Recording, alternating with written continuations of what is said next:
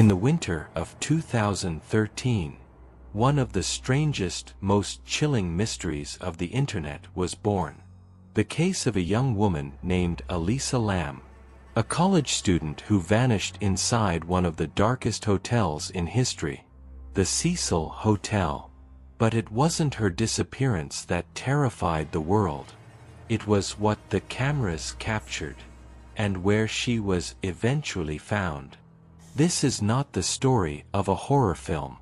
It's not a ghost tale from fiction. This is real.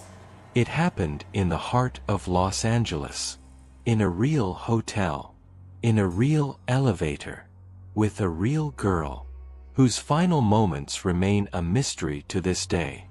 Elisa Lam was a 21-year-old Canadian student of Asian descent, studying at the University of British Columbia.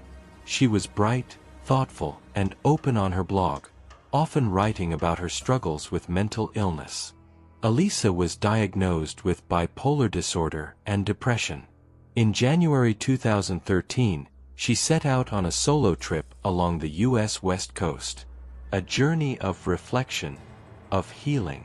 On January 26, she arrived in Los Angeles and checked into the infamous Cecil Hotel, a hotel nearly a century old, known for its dark history, suicides, murders, disappearances, and a past so sinister, it inspired horror stories and legends for decades.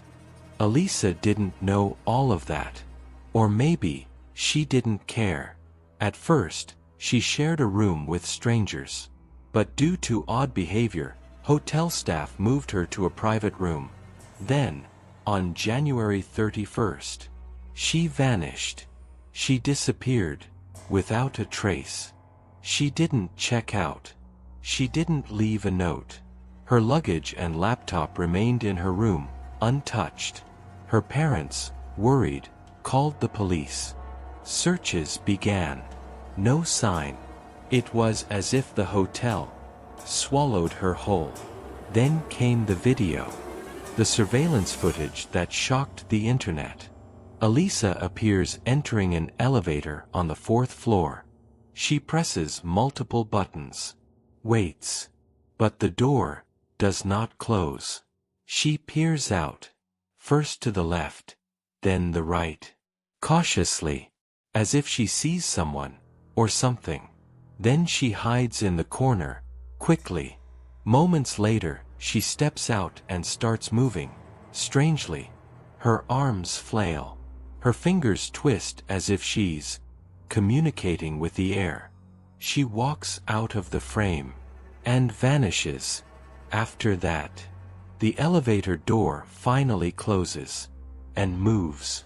Who, or what, was Elisa running from? Why didn't the elevator respond? And what was she seeing that we could not? The police searched every room, hallway, even the rooftop. They found nothing. Until 2 weeks later, guests began to complain. The water tasted strange. It looked darker than usual. And the smell was awful. Hotel staff checked the rooftop tanks. Inside one of them, floating in the cold, black water, was the naked, decomposing body of Elisa Lam. She had been in that tank for over 2 weeks, and that water was the same water the guests had been drinking, showering with, brushing their teeth with. A horror that defies imagination. How did she get there? Access to the roof was restricted. An alarm would sound if anyone opened the door. The tank lid was heavy, not something you open casually. No camera caught her going up. No one saw her on the stairs. She simply appeared there. The autopsy showed no signs of trauma or assault. Her death was ruled accidental drowning. But no one believed it. How could she have climbed into the tank alone? Why was the lid closed afterward? What was she doing in that elevator? Was someone following her? Was she not alone? Theories spread like wildfire. Some said it was a psychotic episode, that her bipolar disorder caused her to hallucinate, panic, and she tragically drowned. But others believed something darker. They pointed to the Cecil Hotel's cursed history, the suicides, the murderers who lived there, the ghosts that never left. Some noticed similarities to an urban legend called the elevator game, a ritual where pressing elevator buttons in a specific sequence can transport you to another dimension. Others felt she made contact with a presence, something evil, something not of this world. The Cecil Hotel was even home to serial killers like Richard Ramirez, the Night Stalker. A place drenched in pain, madness, and death. And in the middle of all that was Elisa, a girl searching for meaning, a girl trying to understand herself, a girl lost. To this day, no one knows exactly what happened to Elisa Lam. There is no footage of her reaching the roof, no signs of forced entry, no eyewitnesses, just that chilling video, and a mystery that refuses to fade. Was it mental illness? Was it murder? Or was it something beyond explanation? You can still watch the footage today, but be warned, some things are not meant to be understood. End of story. But not the end of the mystery. But maybe the real question isn't how Elisa Lam died, but why this story still haunts us to this day. What is it about that elevator video that makes us so deeply uneasy? Is it the fear of the unknown? Or is it something we recognize in her eyes?